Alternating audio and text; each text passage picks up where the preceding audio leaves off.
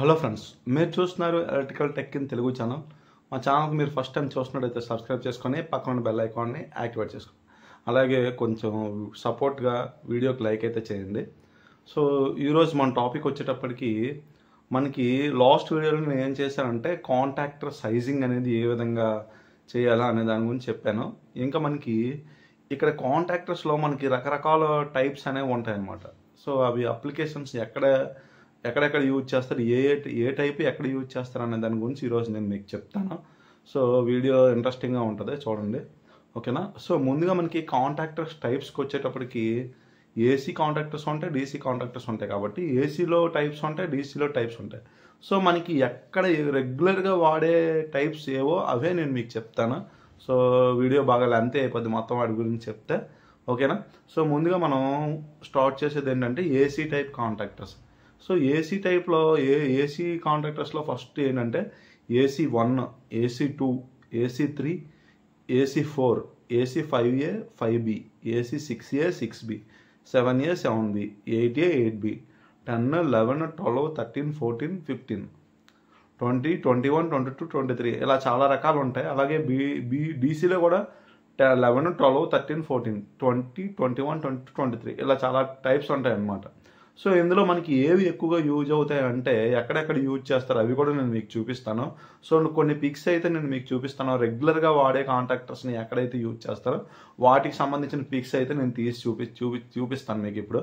So ముందుగా మనం AC1 type గురించి మాట్లాడుకుందాం. సో ఈ AC1 టైప్ కాంటాక్టర్ అనేది ఎక్కడ యూజ్ చేస్తారంటే మనకి రెసిస్టివ్ లోడ్స్ అంటే యూనిటీ పవర్ ఫ్యాక్టర్ ఎక్కడైతే మెయింటైన్ అవుతుందో అక్కడ ఈ AC1 టైప్ కాంటాక్టర్స్ అనేవి ప్రిఫర్ చేస్తారనమాట. ఓకేనా?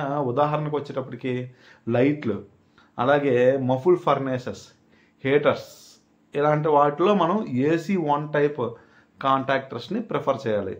సో AC2 టైప్ వచ్చేటప్పటికి మనకి స్లిప్ రింగ్ ఇండక్షన్ మోటార్స్ గురించి మనకి తెలుసు. మీరు ఎప్పుడైనా చూసారో లేదో నేనైతే చూసాను. వాటికి సంబంధించిన స్టార్టర్స్ ఏవైతే ఉంటాయో అందులో ఈ AC2 టైప్ కాంటాక్టర్స్ని యూజ్ చేస్తారనమాట. సో నెక్స్ట్ వచ్చేటప్పటికి AC3 టైప్ కాంటాక్టర్స్.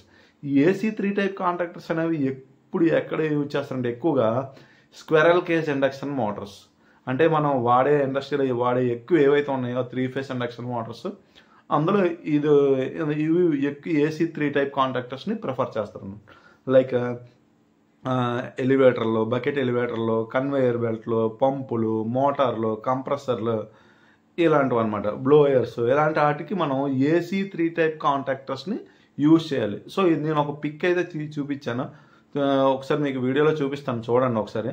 సో ఇక్కడ చూసారు కదా, AC3 టైప్ కాంటాక్టర్ అనేది మనం ఎక్కువగా ఈ ఎప్పుడైతే మనకి ఎప్పుడు కంటిన్యూస్గా రన్నింగ్గా ఉంటాయి కదా వాటికి సంబంధించినవి అప్లికేషన్స్లో మాత్రం యూజ్ చేస్తారు. అంటే పంపులు, కంప్రెసర్లు, మోటార్లు, ఎలివేటర్లు, బకెట్ ఎలివేటర్లు ఇలాంటివి ఉంటాయి కదా, వీటన్నిటిలో మనం ఇలాంటి టైప్ కాంటాక్టర్స్ని యూజ్ చేస్తారు. నెక్స్ట్ వచ్చేటప్పటికి AC4 కాంటాక్టర్స్ అన్నమాట. ఈ AC4 కాంటాక్టర్స్ అనేవి ఎక్కడ యూజ్ చేస్తారంటే EOT క్రేన్స్ అంటాం. సో పెద్ద పెద్ద కంటైనర్స్ ఉంటాయి, ఆ కంటైనర్స్ లేదంటే లిఫ్ట్లు ఉంటాయి. లిఫ్ట్స్ అంటే ఎలాంటివి అంటే ఇక్కడ నుంచి అక్కడికి ఫ్రీక్వెంట్గా ఆన్ ఆఫ్ చేస్తారు. ఉదాహరణకి బెస్ట్ ఎగ్జాంపుల్ ఏంటంటే EOT క్రేన్స్. ఓకేనా?